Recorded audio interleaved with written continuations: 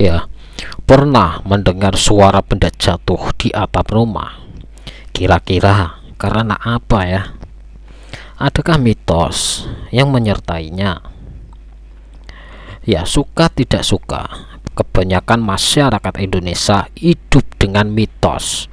Entah mitos suara hewan, mitos hewan masuk rumah, sampai mitos tentang mimpi. Konon mitos-mitos yang disebut di atas menandakan banyak hal, terutama kejadian di masa depan. Ada banyak masyarakat yang mempercayainya, ada pula yang tidak. Terlepas dari 3 mitos di atas, ada mitos lain yang kerap dipercayai halayak banyak. Mitos itu ialah berkenaan suara benda jatuh di atap rumah. Mungkin di antara kamu pernah mendengar suara meledak atau suara benda jatuh di atap rumah secara tiba-tiba. Apakah suara di atap tersebut mempunyai pesan tersendiri? Untuk menjawab pesan tersebut, kami mengumpulkan lewat sudut pandang Islam. Yang pertama, adanya binatang buas. Suara benda jatuh di atap rumah atau suara pasir di atap rumah bisa karena kehadiran binatang. Binatang buas yang datang ke atap rumah sebenarnya hal yang tak disengaja. Kehadiran binatang buas bisa kebetulan atau karena sang hewan tersebut. Binatang buas tersebut bisa berbahaya bagi penghuni rumah, apalagi jika jenisnya seperti ular atau biawak besar. Tak hanya binatang buas, jenis hewan rumah seperti kucing atau berbahaya jika itu buat dari atap rumah. Yang kedua, suara pasir di atap rumah bisa jadi tanda sihir.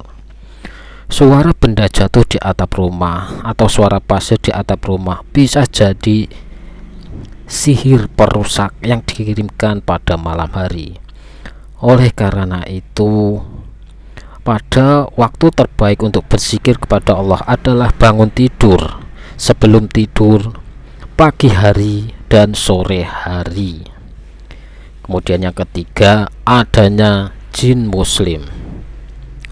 Lalu yang terakhir, atap rumah seperti dilempar batu menurut Islam bisa karena adanya jin muslim yang tinggal di rumah. Sebab menurut berbagai riwayat disebut bahwa jin muslim itu berada di atap-atap rumah manusia. Mereka makan ketika kita makan dan mereka selesai membaca Alhamdulillah. Sebab salah satu makanan jin muslim kebanyakan adalah tulang belulang yang sudah dimakan manusia.